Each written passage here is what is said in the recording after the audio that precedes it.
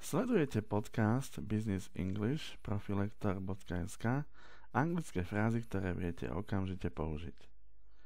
Okrem tohto podcastu poskytujem aj kurzy angličtiny online a osobne v rámci Bratislavy. Všetky informácie nájdete na mojom webe www.profilektor.sk.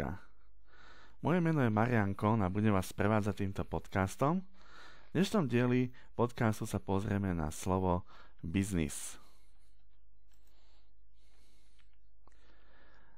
Takže anglické slovo business má viacero významov. Prvý význam je, že znamená podnikanie alebo obchodovanie. Príklad: Teaching English is a good business, but it won't make you rich fast. Čiže vyučovanie angličtiny je dobrý biznis, ale z neho rýchlo nezbohatnete. Business znamená aj firma. Čiže existuje v angličtine slovo company, ale company skôr je taký užší pojem, ktorý zahŕňa skôr nejakú obchodnú spoločnosť, ktorá je právnickou osobou. Business je širší pojem, ktorý znamená aj, alebo ktorý zahŕňa aj živnosti. Čiže podnikanie ako fyzická osoba. I and my brother have recently started a family business. Čiže ja s bratom sme nedávno začali rodinnú firmu, alebo založili sme si rodinnú firmu. Slovo business znamená aj vec, záležitosť. Napríklad, it's definitely her personal business how she spends her free time.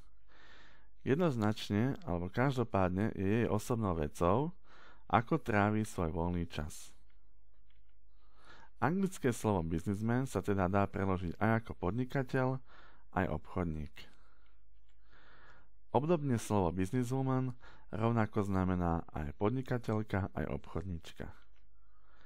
B2B versus B2C. Určite ste sa stretli v praxi s týmito skratkami. B2B znamená business to business, čiže po našom veľkoobchod, čiže keď firma predáva inej firme, a B2C je business to customer alebo business to consumer, čiže keď je to po našom vlastne maloobchod, čiže predaj konečnému spotrebiteľovi. A ak vás zaujal tento podcast, nájdete ďalšie diely na profilektor.sk a takisto moje kurzy angličtiny nájdete na webe profilektor.sk. Moje meno je Marian Kohn a bolo mi cťou sprevádzať vás týmto dielom môjho podcastu. Ak máte akékoľvek otázky, napíšte mi ich do komentárov pod video alebo pod nahrávku, prípadne ma kontaktujte cez moju webovú stránku profilektor.sk. Ďakujem za vašu pozornosť a prajem vám pekný deň.